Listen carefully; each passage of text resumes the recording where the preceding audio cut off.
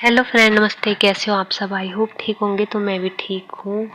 तो आज मैं आपको बहुत अच्छी कहानी सुनाने वाली हूँ। फुल वॉच करना, तभी आपको समझ में आएगा। तो कहानी को स्टार्ट करते हैं।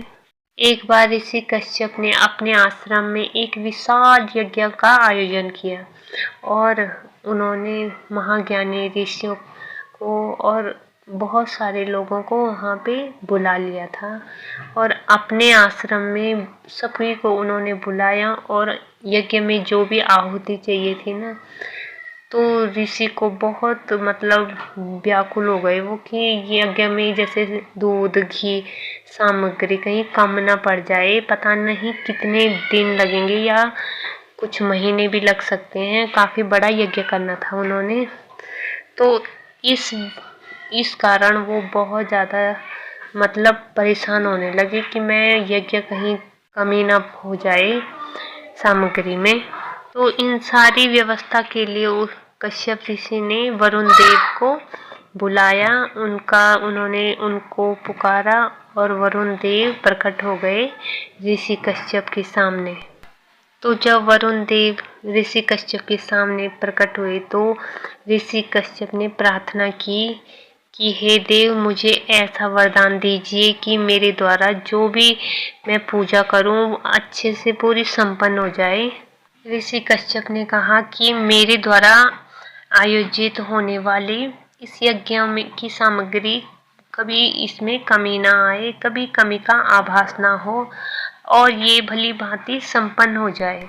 तो वरुण देव ने ऋषि कश्यप को एक दिव्य गाय भेंट में दी और कहा कि यह गाय आपकी यह जो भी आवश्यकता सामग्री होती है उसकी पूर्ति करेगी और यज्ञ समाप्ति के बाद आपको मुझे ये गाय लौटानी है, मुझे लौटा दीजिए, वरना मैं गाय को लेने के लिए मैं खुद आऊँगा। कश्यप ऋषि वरुण देव के वरदान से दिव्य गौ पाकर बहुत ज़्यादा वो प्रसन्न हो गए और कश्यप ऋषि का यज्ञ बहुत लंबे समय तक चलता रहा।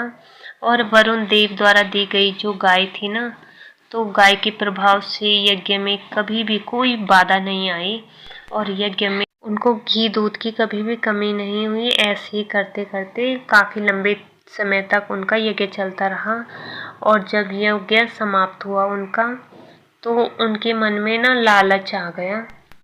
ऋषि कश्यप के मन में ना उस दिव्य गौ को लेकर बहुत उनके मन में लालच हो गया और उन्होंने गौ को वापस नहीं किया। उन्होंने वरुण देव को गाय वापस नहीं दी और उन्होंने गाय को अपने पास ही रखा। तो यज्ञ संपूर्ण होने के कई दिनों बाद ऋषि कश्यप गाय को वापस लौटाने के लिए वरुण देव के पास नहीं गए। तो एक दिन तो वरुण देवता ही उनके पास आ गए, प्रकट हुए और उन्होंने कहा, हे मुनिवर, मैंने आपको एक दिव्य गौ दी थी यज्ञ संपन्न करने के लिए।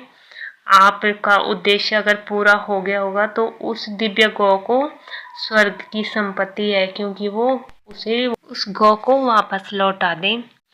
तब ऋषि कश्यप ने वरुण देव से कहा, हे वरुण देव, ब्राह्मण को ना दान दी गई वस्तुओं को वापस नहीं मांगना चाहिए, अन्यथा वह पाप का भागी बन जाता है। ये गाय मेरे संरक्षण में है और मैं इसकी देखभाल भली भांति ही करूँगा। तो वरुण देव ने ऋषि को अनेक प्रकार से समझाने का प्रयास किया कि वे इस दिव्य गौ को पृथ्वी पर नहीं छोड़ सकते हैं, परंतु ऋषि कश्यप ने वरुण देव की एक ना सुनी और लास्ट में वरुण देव जी ब्रह्मा जी के पास गए, ब्रह्मलोक। तो वरुण देव ने उन्हें सारी बात बताई। इस पर ब्रह्मा देव पृथ्वी लोक में आए ऋषि कश्यप के पास। तो ब्रह्मा देव ने ऋषि कश्यप को बहुत समझाया, आप क्यों लोभ में पड़कर अपने समस्त पुण्यों को नष्ट कर रहे हैं। अपने सारे पुण्यों को नष्ट मत करो। आप जैसे महान ऋषि को तो ये शोभा भी नहीं देता है। तो भगवान ब्रह्मा जी के बहुत समझाने पर भी ऋषि कश्यप पर कोई भी प्रभाव नहीं पड़ा और वे अपने निर्णय पर बस अटल रहे कि नहीं, अपने निर्णय पे वो अड़े रहे।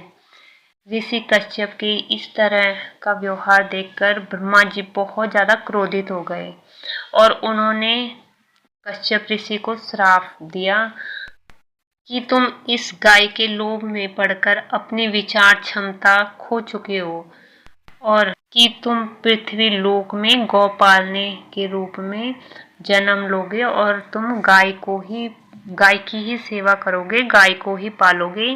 ये श्राप दिया था उन्होंने, ब्रह्मा जी ने कश्यप ऋषि को। तो ब्रह्मा जी के मुख से ये बात सुनकर ऋषि कश्यप को बहुत ज्यादा पश्चाताप हुआ और वे अपनी भूल को स्वीकार करते हैं और ब्रह्मा देव से वो क्षमा भी मांगने लगे। जब ब्रह्मा जी का क्रोध शांत हुआ तो उन्हें इस बात का बहुत पश्चाताप हुआ कि क्रोध में आकर उन्होंने महातपस्वी कश्यप ऋषि को श्राप दे दिया। तो ब्रह्मा देव ने कहा कि तुम अपने अंश से यदुकुल में ही उत्पन्न होकर तथा गायों की सेवा करोगे और गौ सेवा से पुण्य भगवान विष्णु तुम्हारे पुत्र के रूप में जन्म लेंगे। गौ सेवा के पुण्य से ही भगवान विष्णु तुम्हारे घर में जन्म लेंगे और तुम्हें पिता बनने का सौभाग्य मिलेगा।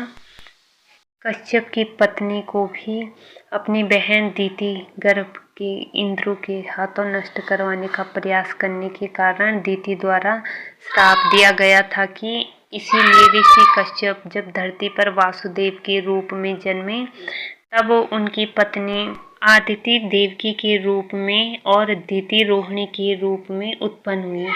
देवकी का विवाह वासुदेव से हुआ जबकि रोहिणी का विवाह गोपराज नंद से हुआ था।